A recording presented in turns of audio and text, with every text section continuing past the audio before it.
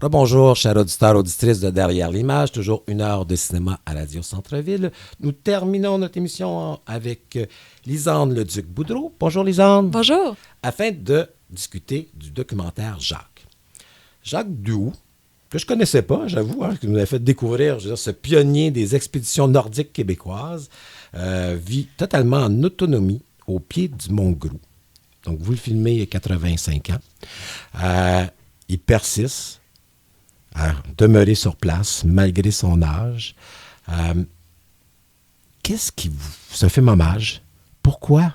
Pourquoi avoir braqué votre caméra? Ce qu'on comprend en regardant votre film, c'est que c'était un long périple. Ça a pris plusieurs années, par son facial, par les images de Jacques. 5, 6, 7 ans, pourquoi avoir, consacré autant de temps à cet homme-là? Qu'est-ce qui vous touchait tellement dans cet homme-là que vous aviez le goût de nous faire découvrir? C'est sûr qu'au début, dans la jeunesse de l'histoire, ou je pourrais dire l'aventure de ce film-là, c'est carrément ça. Oui, parce que c'est l'aventure nomade. Ah oui, je me suis sentie pareil comme si je l'avais faite. Mais non, c'est ça, au début, je voulais faire un court-métrage. Puis, quand j'ai constaté que ce qui allait être intéressant, en fait, c'était de le voir vieillir en vivant dans la marge. Comme il y a beaucoup de gens qui ont décidé de prendre aussi ce choix de vie-là, de vivre dans la marge, mais je me demandais comment tu fais pour continuer à vivre comme ça, à vivre tes rêves, même si tu vieillis. Puis, c'était une question, oui, pour lui, mais c'est une question pour moi aussi. Comment je vais continuer moi-même à...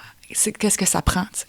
Puis d'observer Jacques. Jacques, c'est quand même un personnage aussi très fort. C'est sûr que pour moi, comme documentariste, quand j'ai eu cette occasion-là, c'était évident à mes yeux qu'il y avait quelque chose à transmettre que j'ai essayé de retransposer dans le film. Et c'était surtout en lien avec le retour aux sources, le calme. Quand on sort de la salle du cinéma... Je me demande souvent cette question-là. Avant de faire un film, je me dis... Quand les rideaux tombent, quand les gens se lèvent puis qu'ils partent chez eux. Qu'est-ce qui reste? Ils partent avec quoi, tu sais? Puis ce que je voulais, c'était ça. C'était ce petit repos-là, un tempo plus ralenti. Donc Jacques était un personnage parfait pour ça, pour amener ça. Parce que vous ouvrez votre film avec une citation, une lettre. Les propos de Jacques qui dit « Je refuse une vie d'esclave, je veux une vie dans laquelle je suis libre. » Okay. Et essentiellement, ce qu'il a accompli, disons ça de cette façon-là, dans sa vie, c'est cette recherche d'autonomie. Et dans ce qui est particulier et ce qui nous frappe énormément aussi en tant que spectateur lorsqu'on voit votre film, c'est le lieu dans lequel il reste. Parce que ce fameux Mont Grou, c'est à l'autre bout du monde. Oui. Il est complètement isolé. Et vous avez des vues aériennes où on voit à quel point son camp, on peut l'appeler de cette façon-là, est entouré d'arbres. C'est quand même assez particulier parce que, oui, il y a cette recherche d'autonomie dont on parlait tantôt, mais cette autonomie, elle peut devenir dangereuse. Oui. Et ça j'ai l'impression qu'en tant que réalisatrice et dans le film, vous vous posiez aussi cette question-là. En voulant dire, j'aime cet homme-là, mais j'ai peur qu'il meure tout seul. Oui, ben oui, puis c'était dans mes questions aussi avec lui, tu sais, qu'est-ce qui... Il peut arriver quelque chose, il m'avait déjà raconté une histoire qui est pas au montage, là, mais il coupait son bois, puis par inadvertance, il a pilé sur sa hache, la hache dans le pied. Puis qu'est-ce que tu fais, là, t'es loin, t'as pas de téléphone, il n'y a pas rien. Ben, il s'est rendu sur le bord de la route, puis c'est la 389 qui passe, là, le plus proche qui est de Bécomo à Fermont, là. Puis il a attendu qu'une auto passe. Il a arrêté la première auto. Puis, tu sais, mais toujours dans le grand calme. Puis j'ai demandé, j'ai dit, mais ça vous fait pas peur, tu sais? Puis c'est ce qu'il m'a répondu. Ben, je refuse de vivre une vie dans la peur. Pour lui, si ça l'arrive, ça l'arrive. Puis, comme il dit à l'époque, il dit, si je meurs, ben vous me donnerez à manger aux chiens. Je servirai encore, tu sais. Il y a un côté un peu film de famille à votre film. Et vous, je pense que vous l'assumez très rapidement, parce que dès les premières images, on entend Jacques vous dire « Ben, Lisande, quand tu vas venir, j'ai pas besoin de ça, mais j'aurais besoin de ça. » Pardon. Et on découvre que votre mère, je veux dire, Oui. a fait cette excursion de quelques centaines de kilomètres dans le bois pendant 2 semaines, et ainsi de suite. Donc, il y a... Comment expliquer? C'est un pari, faire un film de famille, et vous l'assumez totalement. Ouais. Oui. Vous en étiez conscient? Oui, complètement. Puis c'était dans les premiers pitchs que je faisais avec ce projet-là. C'était tout le temps une question qu'on te pose comme par les conseillers scénaristiques ou des producteurs. Ils vont te dire, ta place, elle est où à toi comme réalisatrice? Puis, on le voit souvent, des réalisatrices qui se mettent en scène dans leurs films. Puis, tu sais, il y a des fois que ça marche, il y a des fois que moi, je trouve que c'est un peu trop. Fait que j'ai essayé de mettre ça tout en subtilité, mais j'avais pas le choix de le mettre de l'avant parce que c'est comme ça que je le connais, Jacques. Jacques, c'est un ami à ma mère depuis des années. Moi, je le vois depuis que je suis toute petite. Puis, ce qui était magnifique, c'est que depuis que je suis toute petite, j'ai jamais pu lui parler comme j'ai pu lui parler en faisant le film. T'sais. J'ai jamais pu tout lui poser ces questions-là. C'est un homme de très peu de mots. Il passait à la maison avec son petit sac à dos, puis on soupait ensemble, mais je savais pas grand-chose de lui à part ce que ma mère me racontait. Donc, c'était vraiment une belle opportunité pour moi. Puis dans le film, j'ai pas eu le choix aussi de l'instaurer. Je trouvais que c'était un peu aussi particulier, tu sais, le fait que j'ai tout fait ce film-là en communiquant avec lui par correspondance, par ces lettres-là. Puis, donc, c'est ça. C'est un peu ça que j'ai voulu utiliser comme sous-texte, mais très subtilement dans le film. Et là, c'est pas une critique, mais c'est un commentaire. Je trouve que ce lieu, il est particulier et on le voit pas assez. Parce que ce qu'on découvre, c'est qu'il y a une communauté autour de Jacques, là, on le voit dans le film, il y a des rassemblements où lui-même a conservé, je veux dire, les lettres de ces gens, où il y a eu une incidence directe sur la vie de ces gens-là. Et que chacun a un peu déposé une partie de soi à l'intérieur du camp.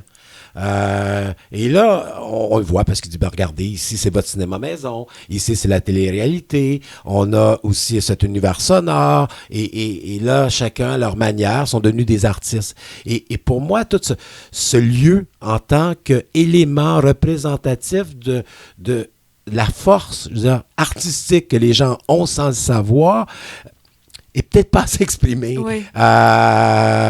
Et parce qu'il y a ça de beau aussi dans ce lieu. C'est qu'on sent qu'il était investi. Il était investi par les gens qui y ont marché à l'intérieur du territoire, à la fois spirituel, puis à la fois, je veux dire, de ces grandes prairies, vastes territoires québécois. Là. Je pense que j'aurais pu faire un film juste sur ça. Oui. Le nombre de gens qui ont été marqués. Moi, depuis que j'ai fait ce film-là, c'est incroyable, les gens que je croise sur ma route qui me disent « Je connais Jacques, il est à l'autre bout du monde, puis il connaît plus de monde que n'importe qui. J'ai jamais vu ça. » Puis ces gens-là qui ont passé là, qui ont laissé leur trace sous forme d'œuvre, il y a une histoire avec chacune qui est incroyable. Mais c'est sûr, je l'ai effleuré dans le film, mais je pense que la Fabrique culturelle ont fait justement une vidéo sur ces œuvres-là avec c'est Michel Lefort qui est un peu la chef d'orchestre de toutes ces installations-là. Une œuvre qu'on va retrouver d'ailleurs qui était quand j'ai eu la projection au Rendez-vous du cinéma québécois, j'ai fait une station avec des petites plaquettes, puis tout le monde pouvait peinturer une plaquette. Puis on a fait un assemblage qui est dans une des fenêtres au Camp Nomade. Donc, même le film a sa propre œuvre qui est installée sur le camp maintenant. Mais complètement, c'est quand tu fais un film, c'est dur parce qu'il faut faire des choix, ça c'est sûr. Puis moi, j'essaie tout le temps de essayer de rapporter chaque décision à ma ligne directrice. Ma ligne directrice qui était comment on fait pour continuer à vivre dans la marche, malgré la vieillesse. Donc, je pouvais pas me permettre d'aller trop loin dans certains sujets. Il y a d'autres choses que Jacques a fait, par exemple, avec dans le coin de Maniwaki, avec le festival de rivières, des expéditions en canot. Dans le coin de Sherbrooke aussi, il y a eu beaucoup d'influence dans le milieu de l'escalade, des randonnées et du rugby. Mais tout ça, j'ai pas pu en parler dans le film parce que justement, je pouvais pas déborder trop, puis j'essayais de garder une certaine ligne. Puis c'est quand même la vie d'un homme qui a 85 ans. Oui. Et qui a vécu plusieurs vies. Disons ça de cette façon-là. Ah, oui. Vous avez eu accès à des archives. Oui. C'était des surprises ou vous aviez déjà le matériel avant, je veux dire, de débuter le tournage? Vous aviez déjà une idée de ce qui avait été, je veux dire, filmé lors des excursions? Oui, quand j'allais faire une entrevue avec la sœur de Jacques en Belgique, puis j'en ai profité pour rencontrer le réalisateur de La Trace, qui est un film qui était fait dans les années 90 avec Jacques, qu'on retrouve sur YouTube, qui est libre d'accès. Puis, je me suis assise avec le réalisateur, puis gracieusement, il m'a laissé l'utilisation de ces archives-là dans mon film pour refléter l'époque, justement, des randonnées. Des super beaux plans, des randonnées en chien de traîneau. Là. Ouais. Et si on revient à la maison de Jacques, moi, ce qui m'a fasciné, c'est de la façon qu'il est organisé. C'est particulier. Hein? Et pour moi, vous le mentionnez à toute fin, c'est un coureur des bois. C'est cet homme québécois que j'appelle toujours un peu patenteux, qui, avec peu, réussit à faire beaucoup. Hein? Mm-hmm. Et quand on regarde son organisation, tu te dis, comment fait-il pour se retrouver là-dedans? C'est un autre univers. Hein? Ouais. Tu rentres là, puis il y avait quelqu'un qui m'avait raconté une fois, tu sais, souvent dans les cabanes comme ça, là, on va planter un clou, puis là, on va pouvoir utiliser ça comme crochet. Puis ça va être un clou, puis là, tu vas pouvoir mettre ton manteau là-dessus. Jacques, il va jamais faire ça. Jacques, il va découper une petite branche qui a plusieurs crochets, mettre un type de vernis qui la solidifie, faire un trou, brancher la branche dans le trou, puis là, c'est un beau crochet. Donc, c'est comme tout est propre à une création pour lui. Puis c'est très important. Je pense que c'est important pour lui. Et à l'intérieur de son univers créatif, parce qu'il en parle un peu, il nous mentionne régulièrement que le temps est important. De retrouver finalement ce temps de vivre. Hein? Et vous réussissez par petites touches à filmer un peu son quotidien pour qu'on puisse bien noter son rip à lui. Hein? Et comment ce rip-là, je veux dire, devient un mode de vie. Mm-hmm. Ben, c'est curieux, mais finalement, tu sais, en pensant au début qu'on ne peut pas continuer à vivre dans la marge comme ça en vieillissant, ben au contraire, il n'y a pas mieux pour quelqu'un qui vieillit, qui ralentit, qui a besoin de plus de temps pour faire sa vaisselle, qui a besoin de plus de temps pour se reposer, d'être où est-ce que Jacques il est. Fait que sa relation au temps, elle est importante dans l'idée qu'il a compris vite fait que la fin de ses jours, c'est là-bas qu'il fallait qu'il soit, tu sais. Puis c'est un peu ça qui est reflété dans le film aussi pour le spectateur quand il va sortir. Son temps on va sentir que le temps va ralentir. Parce que ça prend une autre vision du temps s'il faut que tu ailles cueillir ton eau. Il faut que tu fasses ta vaisselle à la main. Il faut que tu fasses chauffer ton eau pour faire ta vaisselle. Il faut que tu te demandes comment tu vas cuisiner, qu'est-ce que tu vas manger. Il faut que tu fasses chauffer ton camp, mais il faut que tu ailles couper ton bois. Il faut que toutes ces étapes-là prennent du temps dans la journée, mais qui se fait tout naturellement. Puis pendant ce temps-là, ben, tu ne penses pas à autre chose. Tu n'es pas stressé avec rien. Puis la vie, puis la journée, elle fait son cours. Puis après ça, tu vas te coucher quand le soleil se couche. Puis... Fait que c'est ça. Parce que lui-même l'a dit, elle a tout fait. On ne veut pas tout dévoiler les fins du film, mais il dit qu'il s'abreuve d'eau fraîche et de paysages d'hiver. Mm-hmm, exact. Et en fait, c'est un peu son ode à la vie, oui. Dans une certaine façon. Ouais. Parce que pendant tout le film, il a dit, la grande ville, moi, ça ne m'intéresse pas. La consommation, ça m'intéresse pas. Mais c'est de retrouver ce rapport, finalement, à la nature. Oui, complètement. Et j'ai regardé le film parce qu'il me dit qu'il reste juste une minute, mais j'avais l'impression que finalement, c'était, oui, notre coureur des bois, mais c'était notre coureur des bois presque des Premières Nations. Il y a un petit côté, hein, de cet ordre-là. Je peux imaginer comment les gens pouvaient, il y a plusieurs années, être capables, lui parle de survivre, mais de vivre finalement dans un élément qui est un peu difficile, de cette façon-là, parce que c'est pas accessible à tout le monde. Non, mais c'est drôle que vous disiez ça parce que j'ai présenté le film à Sept-Îles, puis il y avait des gens de la communauté Innu qui étaient dans la salle, qui avaient vu le film, puis c'est une question qui avait été posée justement aux gens de la communauté Innu, comment ils percevaient ce film-là, puis tu sais, une des filles, elle a juste dit, Elle dit, pour moi, il y a rien. Il coupe son bois, il va chercher son eau. C'est normal. C'est normal. Pour moi, ça m'impressionne pas, tu sais. Fait que c'était bon. Puis d'ailleurs, ce que je tenais à préciser, mais les monts gros, on dit aussi, c'est le mont Wapishka. Wapishka, c'est le nom Innu du territoire. Puis, Jacques, il y a quelques amis aussi, nous, qui travaillent à la station Wapishka, qui l'aident beaucoup, qui lui apportent des repas parfois et tout. Fait que, ouais, c'est un beau livre. C'est tout le temps qu'on avait. Merci beaucoup, Ben, Lisande. Le Duc Boudreau. On vous rappelle que Jacques prend l'affiche à Montréal au cinéma Beaubien à partir d'hier jusqu'au 7 décembre. Cinémathèque québécoise du 15 au 17 décembre. Et il va être, d'après moi, présenté un peu partout à travers le Québec. Hein. Oui, dans les régions. Là, on travaille fort pour aller rechercher plein de petits cinémas de Sherbrooke, Rimouski jusqu'en Gaspésie.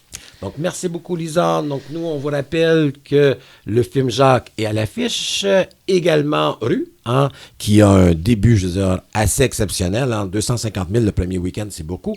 Non, j'ai plus beaucoup de temps. Non, et Cathy Blues, bien sûr, de Justine Arbonnier. Nous, on se retrouve la semaine prochaine. Toujours 1 heure de cinéma à Derrière l'image, dans au centre-ville. Merci, Maxime.